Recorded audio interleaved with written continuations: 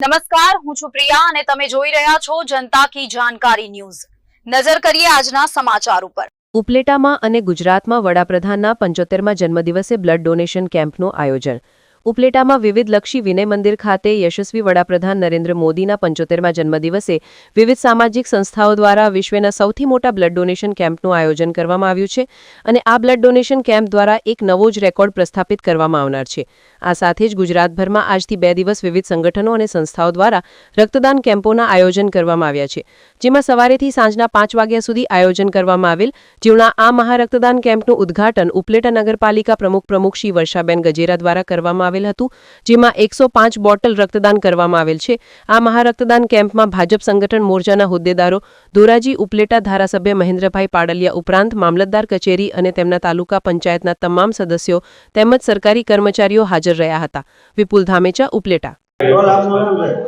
પરેશભાઈ પટેલ।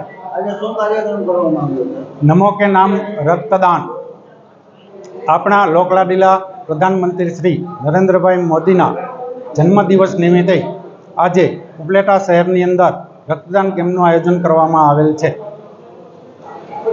જેની અંદર કુલ 400થી વધારે જેટલું રજીસ્ટ્રેશન થયેલ છે। આખા ગુજરાતની અંદર લગભગ 300થી વધારે જગ્યા પર એક જ સમયે આજે રક્તદાન કેમ્પનું આયોજન કરવામાં આવેલ છે। આજે ઉપલેટા શહેરની અંદર જે રક્તદાન કેમ્પનું આયોજન કરવામાં આવેલ તેની અંદર બધા જ કર્મચારી સંઘનો સારી રીતે સહયોગ મળેલ છે। એ ઉપરાંત ઉપલેટા શહેરના ગ્રામજનોનો પણ સારી રીતે સહયોગ મળેલ છે। મારું નામ બહાદુર ડાંગર, રાજકોટ જિલ્લા માધ્યમિક શિક્ષક સંઘ પ્રમુખ તરીકે મારી ફરજ નિભાવું છું। આજરોજ સમગ્ર રાજ્યમાં નરેન્દ્ર મોદી સાહેબના જન્મદિવસની ઉજવણીના ભાગ સ્વરૂપે આ રક્તદાન કેમ્પનું આયોજન ઉપલેટા વિવિધલક્ષી વિનય મંદિર ખાતે કરવામાં આવ્યું છે, જેમાં તમામ વિભાગો, તમામ સરકારી કર્મચારીઓ આ સાથે જોડાયેલા છે, તમામ મંડળો એની સાથે જોડાયેલા છે અને આજે એક વર્લ્ડ રેકોર્ડ બનાવવાનો આખા રાજ્યમાં સંકલ્પ કરેલો છે।